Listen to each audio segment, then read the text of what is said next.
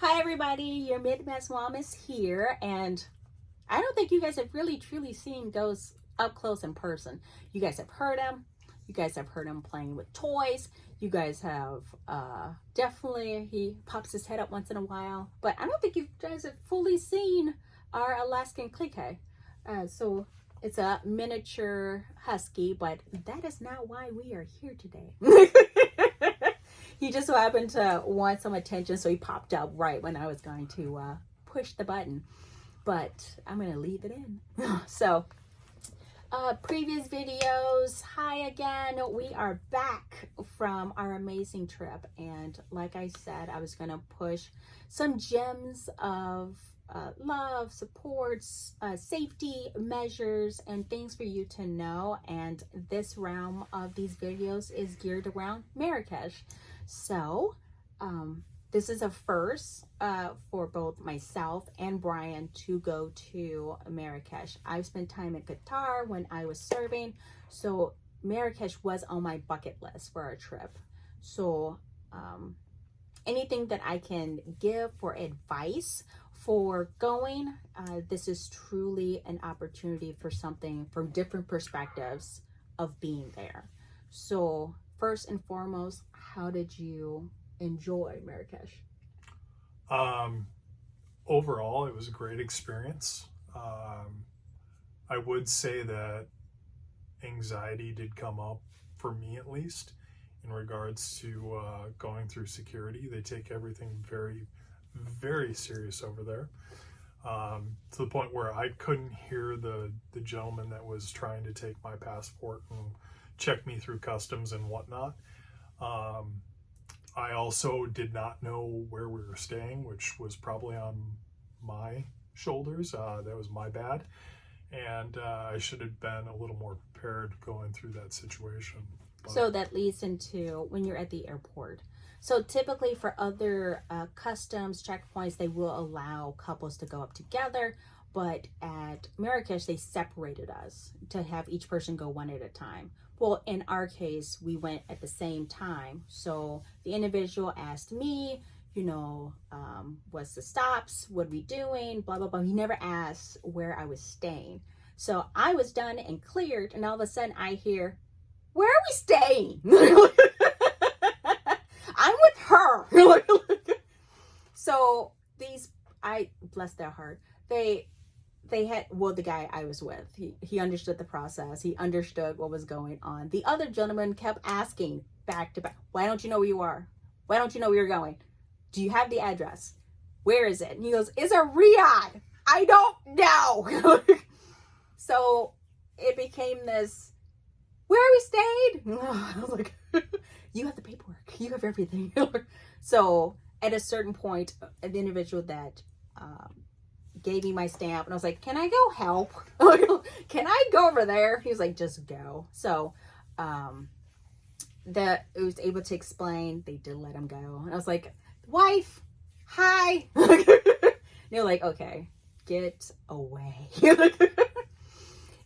Once you get through that portion, the bags go through, you're able to collect those. I would recommend, if you have US cash on you at that time, we brought cash. So when the time came to doing the currency exchange, we did it at the airport. Good things about it, you can do it right away.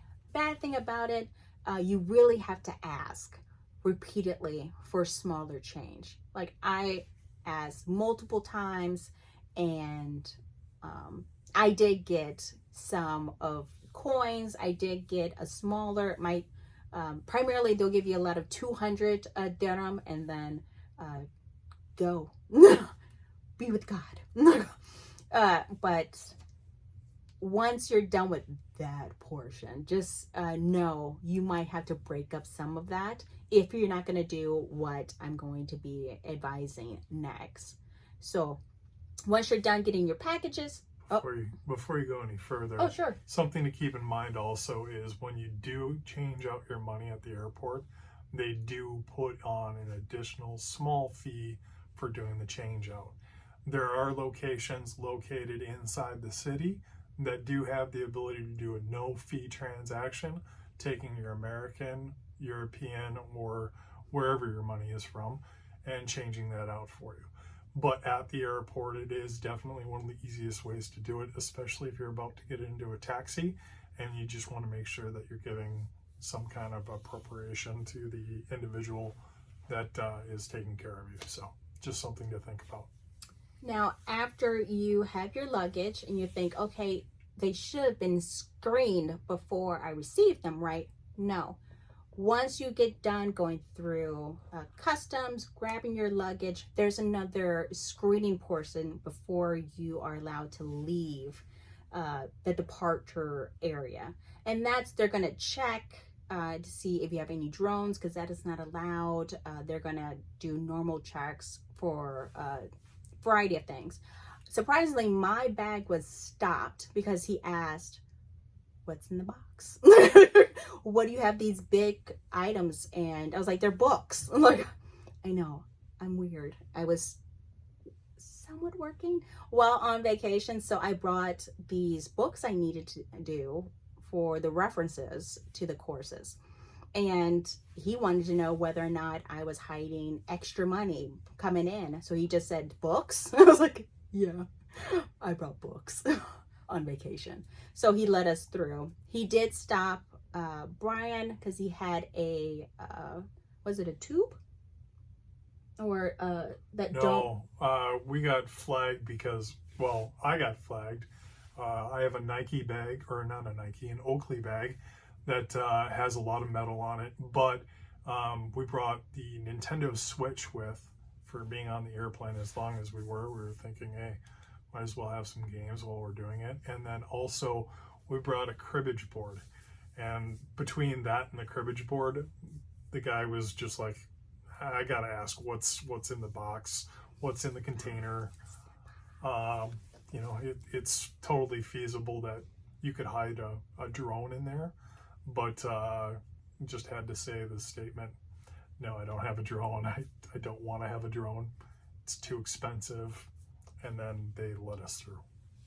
Now, once you've gone through that portion, here's what I did for the trip. And I had a designated person to pick us up. So our private, they got a private taxi to from the airport to our riad. Now, I thought that was appropriate because it's already paid for ahead of time. There's no issue of trying to negotiate anything. They know exactly where we are going, and we're able to have that ease of just, okay, we're here, get your bearings together, orientate for temperature or any of the sorts. We were able to take care of that. Now, okay, and then once you get to your designated area, if you're going to a hotel, maybe that's not going to be something you want to do. However, we were in a riad and it was close to the Medina.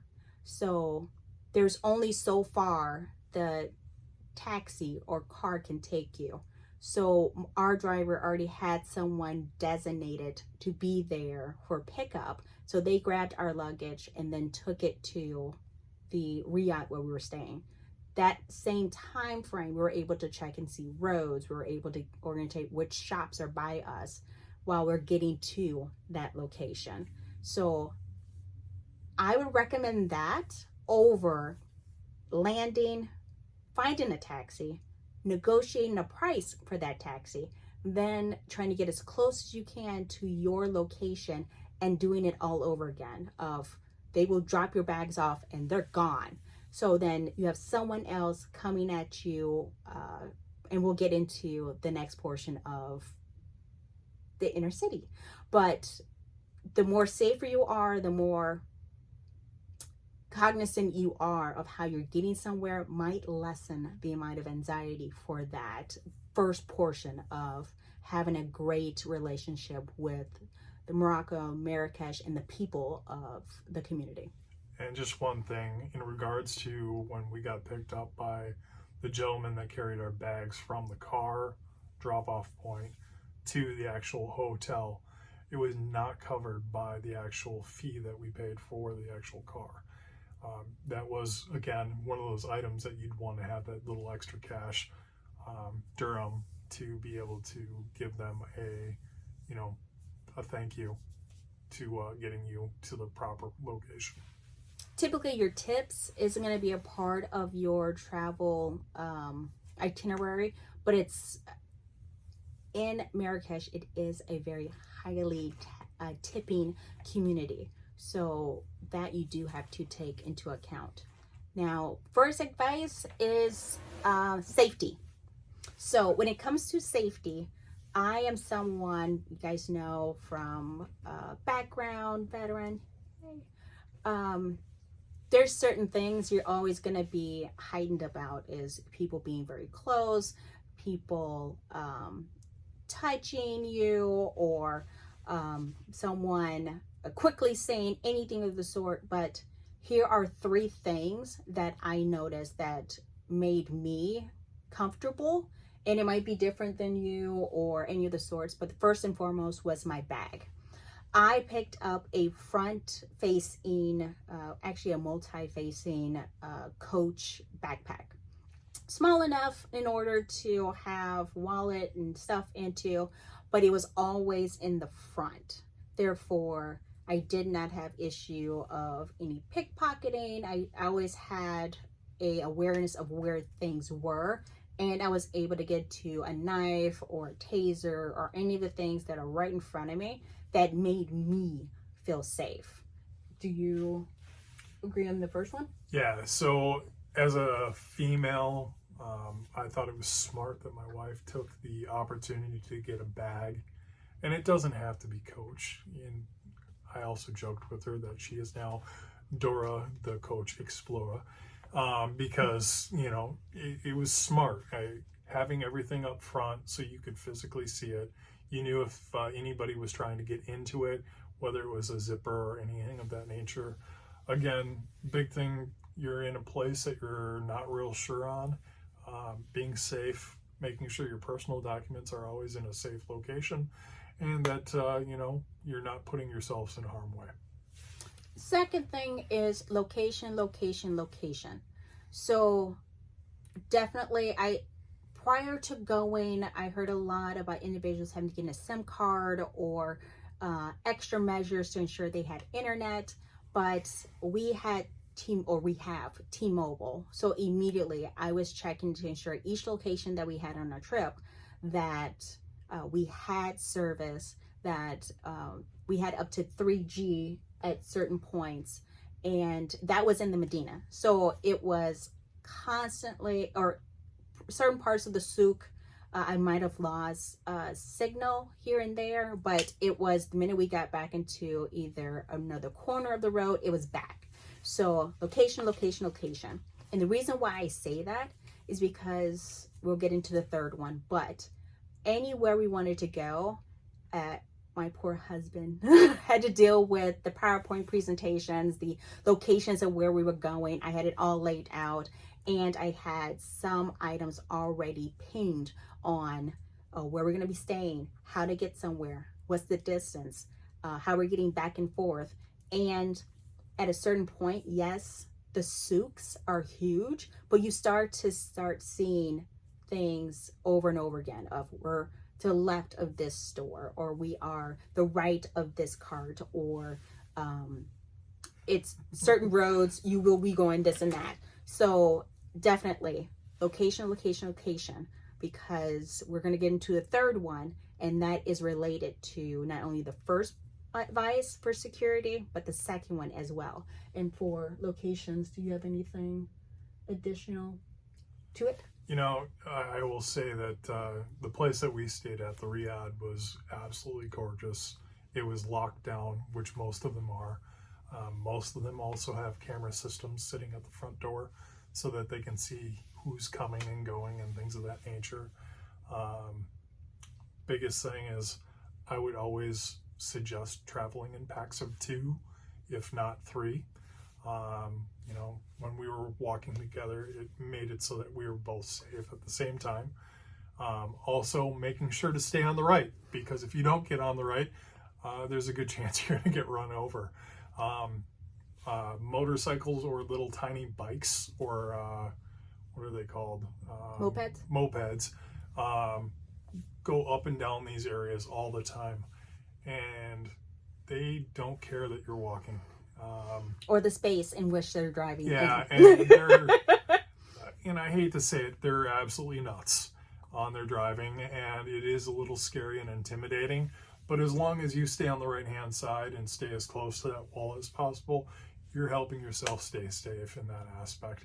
And in some cases, instead of walking side by side, sometimes you'll have to offset and one go forward, one go back, and figure it out from there. So I do highly recommend staying as far to the right as possible on any of their interior streets. Now, A plus B equals C. And that third one, and that C, those scammers and those hustlers. Oh my goodness. So thankfully, if you ever going to travel overseas, period, or going anywhere, please do a little research about what to expect, what you could potentially encounter, because I'm so happy I did that because of the following. So when I say the scammers / hustlers, a lot of people that do videos always end up calling them scammers. I kind of saw it as someone trying to bring more funds to their family. So they were kind of hustling to get to it. But it was overly under pressure. They were everywhere. But thankfully, because I knew about it, it became less of an awareness because I knew to say no. I knew all these other things. But the first experience of it was when I said location. We had turned the right way to where our riad is at night. Like we were walking our way back.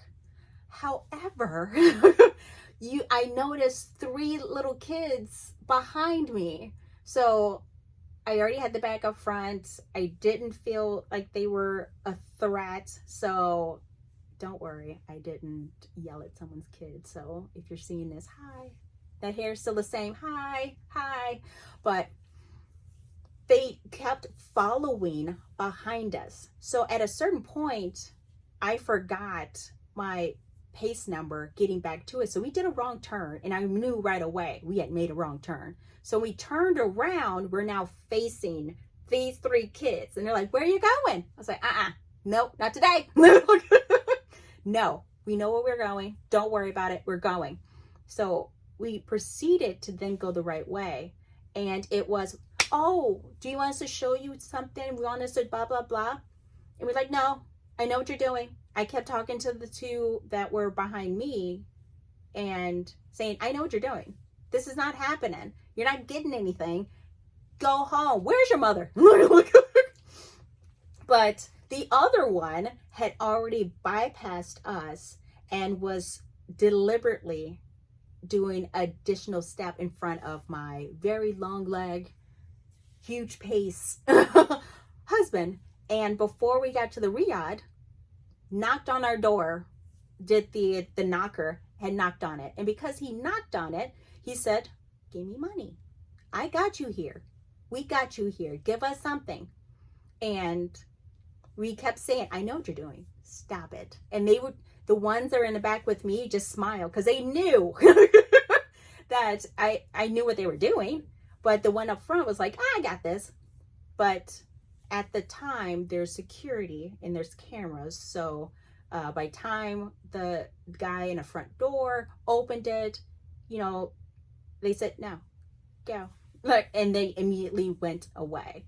That was the only time we had someone try to guide us to our room again.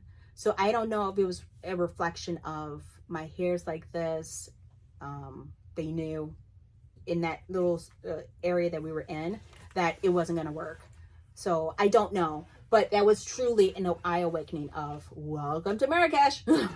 Yeah, and we had one other major incident where we were scheduled to go out into the desert, and a young gentleman, probably late teens, early 20s, was trying to,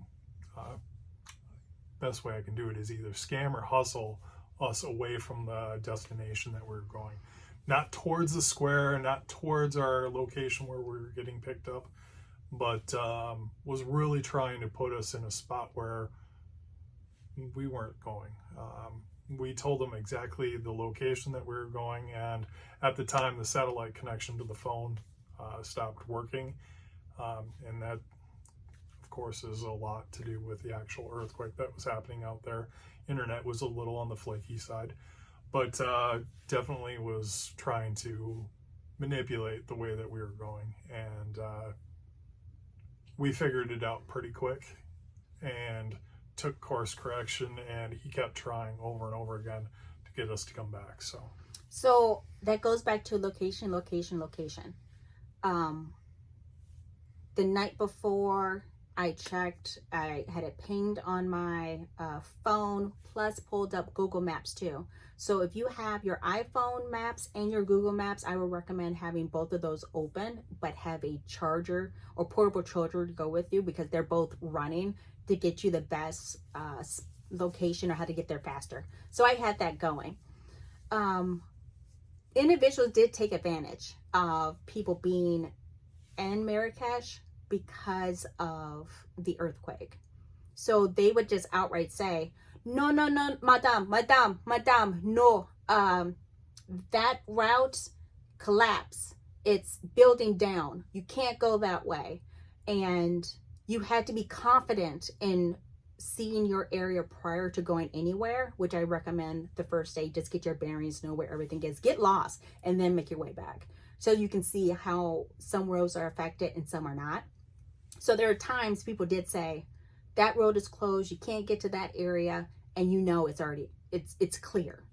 In his case, because we had lost our spot, and I was like, oh, it blanked, hold on, let me get there, let me check around a little bit, maybe it'll pop in. He had caught us and said, no, don't go that way, it's closed. Oh, where are you going? We're going to the university, we're going to the school. Oh, down this road, got you. By the time it had pinged back, and something in my gut just said, no, this is not right, because he started now playing with his phone. And I was like, why are you playing with your phone if you know where you're going? Let me look at my phone. No, we got to go this way right now. And if I hadn't yelled or just said, nope, not today, we probably would have missed our pickup from the vehicle to go to our event. And that would have broke both our hearts, because right now it was a great experience. Yeah. But that would have killed our trip if you, again, number 2, locations. Now, one hustle that surprised my husband, because I gave him, we went to Medina, and it was a lot of the Madame Henna, and I said, honey, no. Because I did hear videos about some individuals are scammers, and if they come close to you, they could potentially grab your hand. And I thought that was odd. Like, who would just do that? So I was telling him about it, and maybe 2 hours later, waiting on an excursion to start, a woman walked up. You want to? Yeah, so first off, she tried to grab my wife's hand with what looked like a needle, legitimately, with an ink in it, and that ink is what it is. I got to be honest, Mom Loves Disney.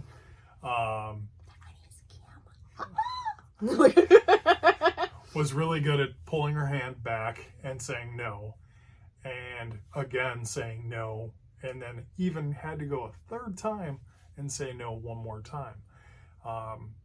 She was trying to charge her money just for touching her hand and having that tip of that needle or portion that she pushes the liquid out of touch her hand. As soon as that would have happened, it would have been very expensive. Those services, for those women that are doing that are anywhere between 200 dirham and can get up to 500 dirham. And you don't know what the product is that they're using or how well it's going to last and things of that nature. We found out firsthand trying to get a last minute henna tattoo because of some of the damage that was done out there. Some of it was made with materials that you wouldn't use for henna at all and didn't even last more than a few days. Can you guys see it? Isn't it amazing? Oh my God, it's great. Like it's no. As you can tell, normal henna will last anywhere between 5 and 2 weeks, 2 or weeks, even more, or longer, depending on how long it sets for, especially in the heat. Hers lasted a day and a half, and then it started fading away. So just some things to think about is making sure to go to a professional location and not a streetwalker that you never know what you're going to get. Streetwalker. Well, I mean, they are a streetwalker, and I don't know this proper word. Well, that's the proper word, unfortunately. Interesting. So we went through security. We went through knowing location. We talked about the scammers and the hustlers. One more thing for you to know while there is, you know what? Your haggle. I thought being not the saying that because I'm a woman they wouldn't listen to me, but I was like, he's here. You get in there. You tell them how much for spending. You get in there. Guess who did the haggling? Me. With a smile on my face. I will say this much. I personally wouldn't have bought most of the stuff that she had purchased. Most of it is stuff that is personal to her, and I don't know to what aspect I would have thought that they were worth. Was his name Mohammed, the first one? Mm-hmm. Yeah, Mohammed the first. He even said to me while we were talking and walking around the Medina as we were getting one of our first tours was, it's a relationship. They want to have an opportunity to get to know who you are during that haggling process.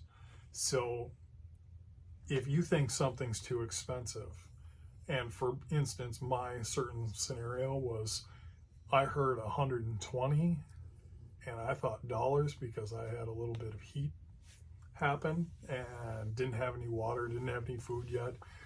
And it was for a baseball cap. So I, of course, sat there and was like, no, there's no way. And then haggled from there and got to know the people and was able to come up with a price that both of us were comfortable for. But that's something that you need to be aware of, and also, by all means, your price range is what you're willing to pay for it. Their price range is what they're willing to sell it for so that they can keep food on their table. That's something that you need to be able to find out where that price range is to get the best deal, and then also come home with some amazing items. And don't worry, I will be doing a video of the things that I did purchase for both myself and Peanut, and I did get a couple of things for my friends because I know they wouldn't be over there. So yeah, the opportunity was there, and we did, or I did take advantage. Now, when it came to the haggling, I did not do as well, but I did that as a purpose. Because of the earthquake, and as we walked around the souks, it was some establishments had cracks in the foundation from the earthquake. Some individuals were closed because they had family that were affected, or it was not a guilt, or I just felt like doing more. So I would haggle down as far as I could but then I would add another 10 dirham or to the price to give it to them, so that, you know, I was able to still help, because a lot of places over there, and again, I'll have the link that I had in the previous video of having to help, or some areas up north lost their homes, and there were individuals that had no option but to sleep within the Medina to feel safe. Some did not feel safe to be in their room or their homes because they thought the earthquake would come back. So we gave a little bit more in that aspect. But in terms of safety, loving the community, eating the food, oh, last one, have water. Because we went from Madrid to Marrakesh, we had so much extra room in the suitcase, because I was bringing back some souvenirs. We actually brought bottles of water from Madrid there, so that we had that ahead of time. And I'm very happy that we did that, so that our Yetis were filled with water as we walked around. You will see, sorry, I had put you down. You will see other areas to be able to purchase. There's always juice, there's always water, there's always Coca-Cola, there's always tea. There's fun fact, it was so hot one day, I ate ice cream. And I don't eat ice cream. Fun fact is, she asked for ice cream. I asked for it. I would like ice cream, please. And it was delicious. But no, big thing is making sure to drink enough water, because you are losing a whole bunch, and it is so dry you don't even notice that you're sweating it out. Can't stress it enough. We were going through almost 6 liters during the course of the day, just walking around and just downing water and making it disappear. But again, you're not going to find a lot of ice cubes over there. Do not take any of the ice cubes if you go to any of the locations that have that kind of ice. I know she loves ice cubes in her water. I always joke about it being the bougie water, but it is usually cold. It does come from a fridge, and it is in a bottle.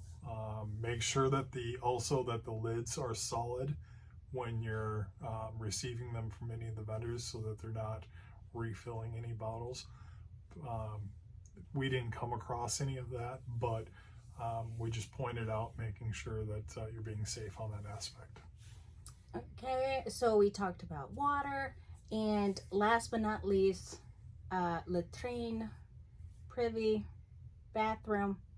When I said in the beginning that you needed to do a breakdown of some of your funds, if you are in or close to the Medina, there is the Café de France that has a bathroom at the lower level.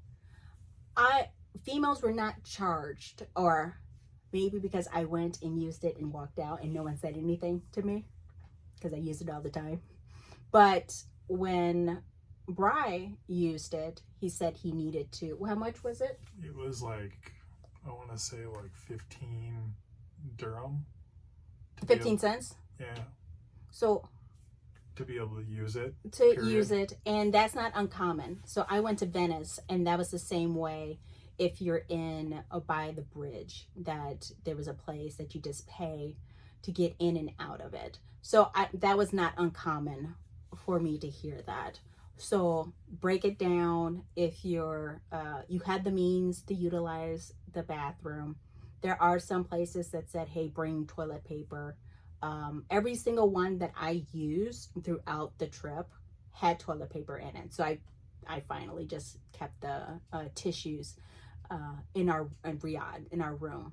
Otherwise, you know about bathroom, you know about drinking water, being safe, sunscreen. if you're sensitive to skin,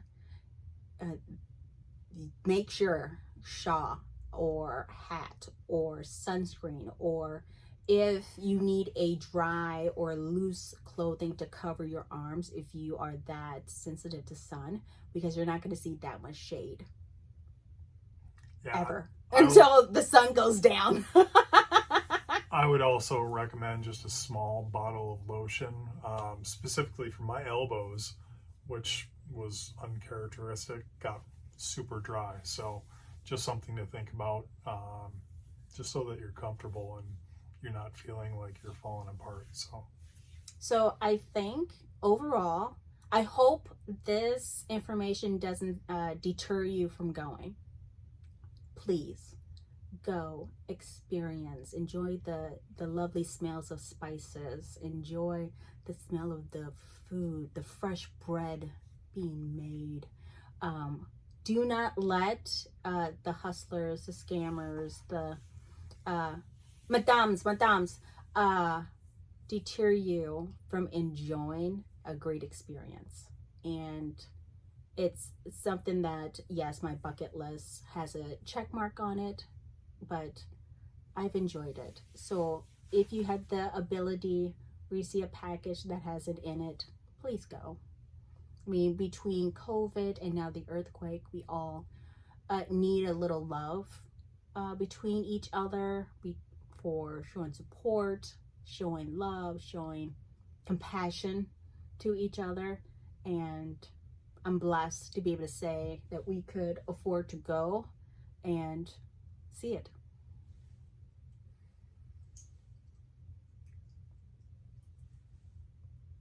Ditto? Yeah, I would totally agree with you on that. I think it was a great opportunity. As long as you take some of those safety measures into play, you'll have an amazing time, and you'll be able to see an amazing community and experience so many different things. And I can't say it enough. Food culture, it's what it's all about, is getting to know the world that's sitting around us. So take those opportunities if you have it. So I know this video is going to be long, but I would recommend either penning it or saving it so you can always reference back to it. So certain areas, so that you are prepped for your next trip.